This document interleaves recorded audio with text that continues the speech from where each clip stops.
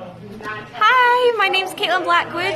I played young Amelia Wand on Doctor Who, and I'm watching Dr. Freedom.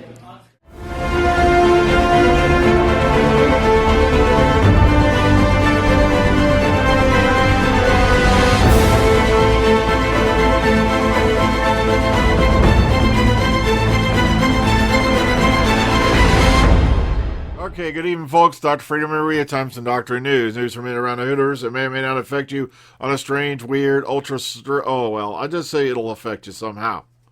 It always does. Okay, now I'm going to warn you at the very beginning of this. The first article you see here is not really a spoiler. It has to do with an outside event. But a lot of the stuff we're going to be dealing with further on down through this episode is going to be spoiler stuff, all right? So please strap in, strap on, do whatever you do that makes you happy, and get ready for the wild ride.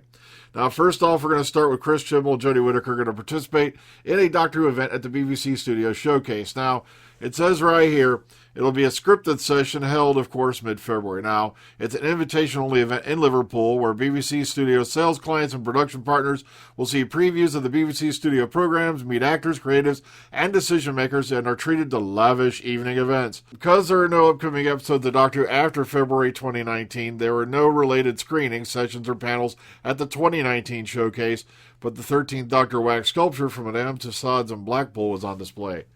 All right, that's just not creepy, is it? So it's going to be interesting to find out what is going on. Hopefully, we're going to, get some news out of this as to what's, going on with Series 13. When will it air? When's going to start shooting? Because, like I said, from what I heard, they are ramping up to start pre-production in early summer. I got that from a very highly valuable source. And now we're going into spoiler territory, so you may want to tune out because I'm going to start reading here. First up, the last two episodes of the series so far are going to be named The Ascension of the Cybermen and The Timeless Children. All right, it says right here, quote, from Chibnall and Doctor Who magazine, Ascension of the Cybermen is set at the end of the Great Cyber War. This is a conflict that's reduced both the Cybermen and humanity to barely anything. And if you keep scrolling through here, I'm on DWPN, as you can see. I can't tell you anything about this episode, but it's both epic and personal. He goes, watch this episode live or as soon as you can. And if you keep scrolling up, here's a nice shot from the article for The Timeless Children. Here's a shot from Ascension of the Cybermen. And so we've seen this scene in the trailers, that were presented earlier this year, or last year. All right, The Timeless Child is mentioned back as far as the Ghost Monument, and the final episode of this series is where some of those questions get answered. It's a huge emotional finale with lots of Cybermen, and it runs 65 minutes. But we've all been asking that question about, what was the deal with the lie? What was the deal with the Timeless Child? And it looks like we're going to get some of those questions answered. I wouldn't count on all of it. Also, I'm hearing that the Ruth thing is going to be a multi-year arc. So we may not find out more about Ruth and what her deal is till probably next year or the year following, depending on what's going on and who you believe. I'll believe the BBC I'll believe this 2022 story when I see it in writing from an authorized or at least a reputable news source. Now, I'm not dumping down on anybody who said this, but it's just rumors tend to fly around this thing like feces in the monkey cage at the zoo. And you really got to be very careful on what you report, what you don't anymore. Okay, here we go. Here's a bit of depressing news. This was tweeted up earlier. Millennium Effects have announced that Praxeus is their final contribution to Doctor Who after 15 years and will no longer provide prosthetics and costume design for this show any longer. No reason has been given. That is not a good sign. Hopefully we'll find out more about this over the coming days. This bit right here shocked the piss out of me. BBC rejected Joe Hill, saying no American has written Doctor Who, and if one did, it wouldn't be him. Now, just to give you a little bit of backstory, Joe Hill is the son of Stephen King. Now, that doesn't qualify him alone. He's written novels. This guy is an award-winning author. Matter of fact, it's right here. Hill is a famous horror novelist, comic book writer, and of course is the son of Stephen King, though it's not something he likes to mention. But he discusses the closure of Vertigo, and I go into this article. But you go down right here. I'll tell you one thing that I have been wanting to do that I'll never get a chance to do. So I'm a big Doctor Who geek, right? Said Joe. Well, this is a true story. He goes, quote, so I'm a huge Doctor Who geek. I'm watching Doctor Who. Watching the David Tennant Doctor Who with my boys was really a happy part of their childhood of me being a dad. And I had some ideas for Doctor Who, and I really wanted to write for that show, and my screen agent got me a chance to pitch on it. So I spent a month and a half working on 3 pitches, and man, I have never imagined harder in my whole life. I mean, I just worked so hard on these things. And by chance, I actually wound up spending a weekend with Neil Gaiman. And we were in the same place at the same time, hanging out a lot, and he actually edited my pitches. He actually went through the pitches and was like, yes, do this, don't do that. This is a good idea. I hate this idea, you know. And I'm like, you couldn't ask for a better editor. And he goes, so I, with trepidation into my heart and my mouth, I sent in my pitches. A couple weeks passed, and I got the email back that I got back said, quote, we have never let an American write Doctor Who, and if we were going to, we wouldn't start with you. Now, of course, the language gets colorful from here on, but here's the thing. The BBC, as far as Doctor Who is concerned, as you can see, they need to start opening up to the world. Obviously a lot of people have been having problems with the episodes over the last series or so, and they're all claiming it's the writers. If you want to blame the writers, here's one of your reasons. They turned down Joe freaking Hill! Oy vey.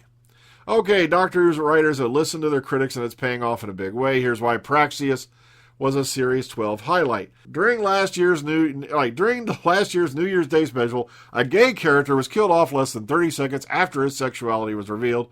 Twitter was less than pleased. The bury your gays refers to an old Hollywood trope where queer-coded characters were punished and often murdered simply for being who they were. Unfortunately, that tradition continues today, with recent examples including the death of Lexa on The 100 and Denise Cloyd on The Walking Dead.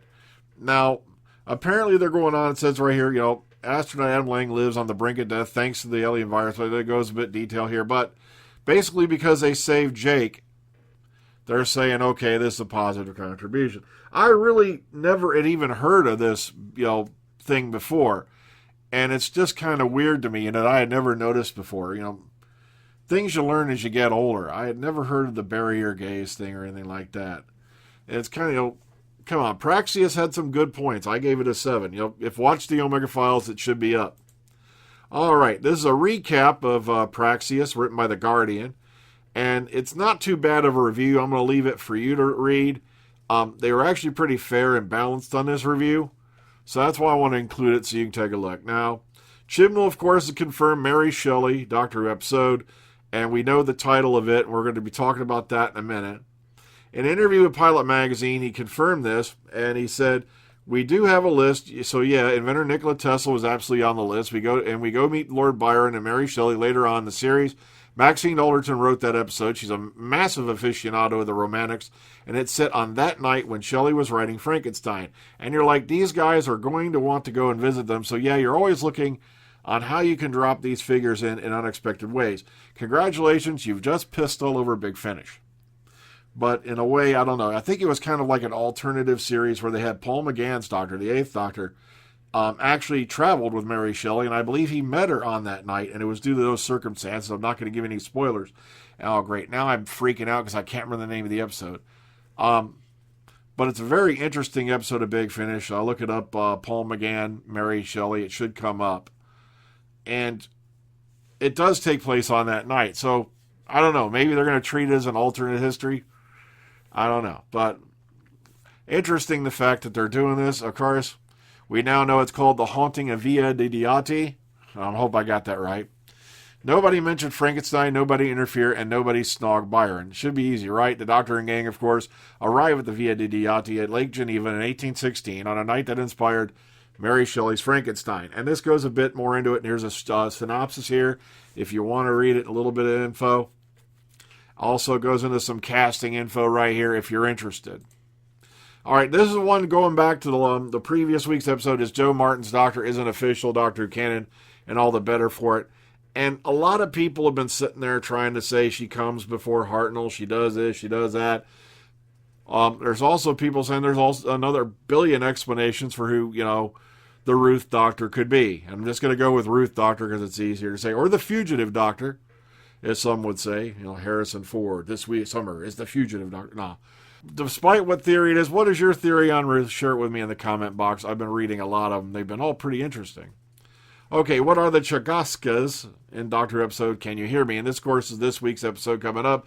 From ancient Syria to present-day Sheffield and out in the wilds of space, something is stalking the Doctor and her friends and infecting people's nightmares. As Graham, Yaz, and Ryan return home, they see friends and family. They find themselves haunted by very different experiences.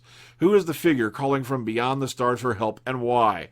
And what are the fearsome Chagaskas terrorizing Aleppo in 1380? To find the answers, Team TARDIS embark on a mission that forces them to face their darkest fears. Now, one of the words I've heard associated with this episode, but I don't want to jump the gun because remember, we had Sea Devils rumored from last time, but that's the same people who told me about Sasha Dewan, and of course, turns out Sea Devils were a red herring. It's not uncommon. Doctor Who does that a lot to throw you off the trail. They're trying to kind of lead you away, a little bit of misinformation from the Sasha Dewan bit. And the word that keeps coming up with this is Mara. I'll believe it when I hear the name Mara said, okay? There's also another rumor going around that Praxeus was supposed to have the Sea Devils and it got written out. Like I said, I'll believe that when I see it, but chances are we won't hear anything about it for a couple of years anyway. Interesting concept. I'm hoping this pays off, especially with this creepy guy right here. Look at the size of this guy's jaw. It looks like he could take out a Mack truck with that thing. Okay, so a little bit of casting information, a little bit of things right there. There you go. Let's keep moving. Okay, now a lot of people, of course, have been going on about the ratings, and the ratings are plummeting. Here we go. Get ready for this. Now, as the first two episodes of the Series 12 receive their final results, Fugitive of the Judoons +7 and Praxeus Overnights become available. Now, we're now 35 days on the Series 12. All right, Spyfall Part 1 finished with a result of 7.4 million. Not too bad. Could have been better, but still, not bad for an opener, especially when you took a year off. All right, a lot of people are forgetting that also. Final viewing figure on Spyfall Part 2 is now 6.69 million. Fugitive of the Judoon, the rating at the end of its first week is currently at 5.57, and this is due to a decent, if not remarkable, time shift of 1.36 million added on in the week. And remember, that'll be added on to, not to mention, for the first time in what seems forever, this is 83 out of 100 on the Audience Appreciation Index, which really, knocked my socks off. I thought it would get more, especially on the follow-up views with, Captain Jack popping up. And there's a little bit more coming, all that. Praxeus falls below 4 million, but listen to this. Here's the part they don't tell you on other channels. Finally, last night's adventure across 3 continents, Praxeus had an initial overnight audience of 3.97 million. Although the dip below 4 million on overnights may be considered psychologically important in some ways, it's also worth considering that Doctor Who has actually fallen below 4 million on 10 previous occasions. 10 previous occasions. Yet you don't hear them guys mentioning that over in the Doctor Who is losing ratings crowd, are you? Or losing viewers. You don't hear them when they're cheerleading the end of the show say anything about this, do you? And it gets better. Hang on. Now, with Series 10 Eaters of Light, it fell even below 3 million. And based on the time shifting of previous episodes this season, we can probably expect a 28 plus on this of 5 to 5.4. 5.1 to 5.4. Now, it could even be higher than 5.4. We don't know yet. So, like I said, I love how the doom and gloomers are out there just, beating the drums to death. A Doctor Who is being killed by Chibnall and Whittaker. One of my favorite lines this week was Chibnall's enforcing an agenda. And I'm like, let me tell you what the Chibnall agenda is. Now, come in closer, kids. You may want to stick your ears up next to the speaker. Maybe tune your headphones in just a little bit. The Chibnall agenda is this. Put out 10 episodes and a special every year. Do the best job you can of keeping all this chaos together and get paid. That's the Chibnall agenda. I don't know why everybody, since Whittaker came into the TARDIS, that suddenly the words SJW have appeared, the word woke has appeared, PC has been used so much to the point it makes me want to vomit. It just amazes the crap out of me how these terms have suddenly popped up since Series 11 aired. Ugh. Okay, now this is the Express theorizing that Yaz to betray the Master in a huge twist. But notice, it's one of those ones with a lot of question marks. In other words, there's no actual fact that this is going to happen. This whole article is basically one big author speculation that this might happen. That's what I got out of it. But on to a lighter thing. Let's talk about Sophie Aldred, Vinay Patel, and Simon Guerrier, and I'm sorry if I butchered the name, to celebrate 15 years of revived Doctor Who. Now, to do this, at the London Book and Screen Week, we'll host a panel moderated by the award-winning journalist and broadcaster Samira Ahmed, with actor Sophie Aldred, Vinay Patel, and Simon Guerrier. Now, Sophie, of course, best known as Ace. We can never forget that. Vinay Patel, of course, wrote Demons of the Punjab, Fugitive of the Judoon, two of the best episodes that they've had in these last couple of years. The most noteworthy, the most spoken of, and the most positively reviewed, and probably the most gripping. You got to give it to Vinay Patel. I'm sorry if I'm butchering his name too, okay? Now, of course, Simon Guerrier writes Doctor Who content for BBC Books, Big Finish, and of course Doctor Who Magazine and the Figurine Collection. The panel will discuss what they've loved about the relaunch series, explore the secret to the show's success across all formats, and what lies ahead for the 13th Doctor. They'll also pay tribute to the great Terrence Dicks, the show's script editor from 68 to 74, and who adapted more than 50 of the television stories into best-selling novelizations. Regenerating the Doctor, celebrating 15 years of revived Doctor will take place. Oh, God, see, I just ran right through that thing, and I didn't even understand myself. Celebrating 15 years of the revived Doctor Who will take place on Friday the 13th of March, 6:30 to 8:30 p.m. at the Groucho Club in London. Tickets are £20 and include a complimentary drink. That kind of sucks. I don't drink. Now, I want you all to sit down and open your minds. What I'm about to show you was a site that was shown to me by one of my panelists, Josh, and I wish to goodness I had thought of checking it a long time ago. Here's the numbers they're not telling you on those other channels. Another big thing they're not telling you. This is Parrot Analytics. They explore TV demand metrics based on the world's largest audience behavior data set. This is monitoring streaming activity, online watching, and all that across the board on the whole world stage. Most in-demand local TV shows in the United Kingdom. Doctor Who is at 62.5. Compared to the reality show Love Island, Peaky Blinders, and let's go down here. Most in-demand digital originals in the United Kingdom. It's beating The Mandalorian. Let's say that again. It's beating The Mandalorian. It's beating The Witcher. But they don't tell you this, do they? Because it doesn't suit their narrative. It doesn't fall into the doom and gloom matrix that everything's falling apart and going to explode. Now, if you click on Doctor Who, just to be safe, and that's just the regular synopsis, Parent Analytics has found the audience demand for Doctor Who is 61.5 times, as is updated, over the last 30 days than the average TV series in the United Kingdom. 0.2% of all shows in this market have this level of demand.